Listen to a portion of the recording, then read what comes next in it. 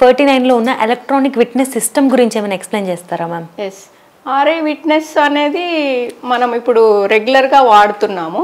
ఇది చాలా ఉపయోగము, చాలా బెనిఫిట్. ఎలా అంటే పేషెంట్కి మిస్ మ్యాచ్ అనేది అవ్వదన్నమాట. ఇది రియల్ స్టాండర్డ్. ఓకే, చాలా మంది డౌట్ పడుతుంటారు మాది మారిపోతుందేమో అని. కరెక్ట్. సో ఇది వరకు ఎట్లా అయిపోయింది, ప్రొసీజర్ అయిపోయినాక మనం హ్యూమన్ విట్నెసింగ్ తీసుకునే వాళ్ళం. ఇది అట్లా కాదు, ఇది రియల్ టైంలో విట్నెస్ అనేది జరుగుతుంది. సో ఇందులో ఏమవుతుందంటే పేషెంట్ పర్టికులర్ కార్డ్ ఒకటి, radio frequency identification RFID card అనేది ఒకటి తీసుకొని వస్తారు. పేషెంట్ తెచ్చినప్పుడు మనము ఆ డిస్పోజబుల్స్ అన్నిటికీ ఈ పలానా పర్టికులర్ పేషెంట్ ట్యాగ్స్ చిప్స్ అంటాము, అది మనము ఇన్సర్ట్ చేసి అది మనం వాడుతూ ఉంటాం. ప్రతి డిస్పోజబుల్కి RF ట్యాగ్స్ అనేది మనము వాడతాం అన్నమాట. సో దీనివల్ల అసలు మిక్స్ అండ్ మ్యాచ్ అవ్వే ఛాన్స్ కానీ అస్సలు ఉండదా మ్యామ్?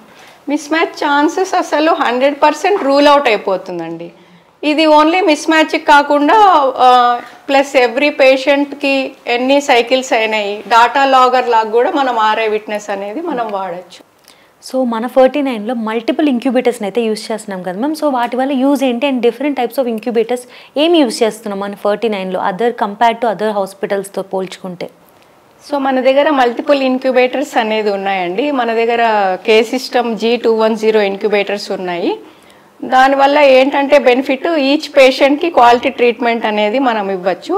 సో ఇంక్యుబేటర్ అనేది జస్ట్ లైక్ మదర్స్ వూంబ్, ఆ టెంపరేచర్ కానీ తర్వాత వామ్త్ కానీ ఏదైనా ఉంటుందో అది సేమ్ మిమిక్ చేస్తుంది ఇంక్యుబేటర్ అనేది. సో ఇందులో ఏమవుతుందంటే K-System G210లో it has temperature, all temperature chambers 10 chambers ఉంటాయి.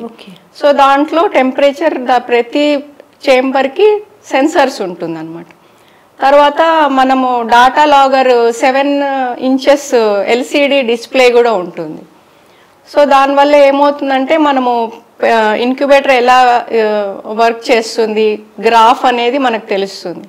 సో నంబర్ ఆఫ్ ఓపెనింగ్స్ తర్వాత క్లోజింగ్ వల్ల pH, ఆస్మోలారిటీ, టెంపరేచర్ అవన్నీ చేంజ్ అవుతుంటాయి. సో మల్టిపుల్ ఇంక్యుబేటర్స్ ఏమవుతుందంటే అన్ఇంటరప్టెడ్ కల్చర్, అంటే ఒక పేషెంట్ గ్యామెట్స్ చెక్ చేస్తున్నప్పుడు ఇంకో పేషెంట్కి డిస్టర్బ్ అవ్వకుండా మనం చెక్ చేసుకో. సో ఈ యాంటీ వైబ్రేషన్ టేబుల్ అంటే ఏంటి మ్యామ్? యాంటీ వైబ్రేషన్ టేబుల్ అది మనము ఇక్సీ చేసేటప్పుడు వాడతాము జనరల్లీ.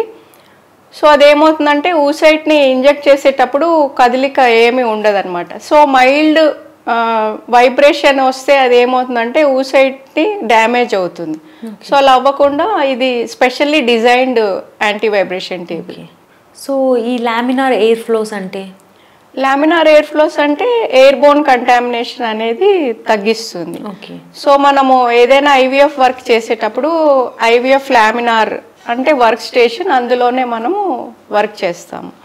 సో ఇది HEPA ఫిల్టర్స్ ఉంటాయి ఇందులో. సో 0.3 microns కంటే తక్కువ ఉన్న పార్టికల్స్ని అది ఎంటర్ చేయదు. సో మన 39లో మనకి క్లాస్ 1000 IVF ల్యాబ్ ఉందని మీరే చెప్పారు. సో అదేంటి మ్యామ్ దానికి అర్థం? క్లాస్ 1000 అంటే that is ISO 6 standardisation.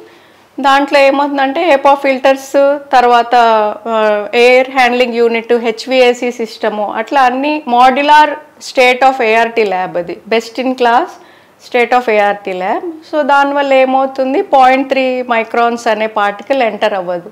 Plus air exchanges 3 to 5 per minute అనేది జరుగుతుంది అనమాట.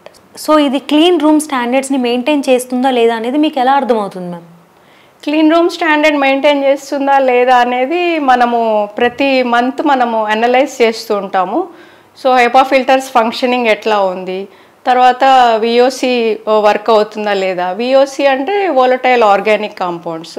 సో ఇది మన స్మోక్, బయట నుంచి వచ్చే కెమికల్స్, తర్వాత మన పర్ఫ్యూమింగ్ ఏజెంట్స్, వాటిలన్నిటిలో నుంచి ఎమిట్ అవుతుంది VOC అనేది. సో అది మనం తగ్గించుకోవడానికి potassium permanganate plus HEPA filters, pre filters, అట్లా ప్రతిదీ స్టేజెస్ దాటుకొని క్లీన్ రూమ్ అనేది మనము కన్స్ట్రక్ట్గా తయారు చేసుకుంటాం.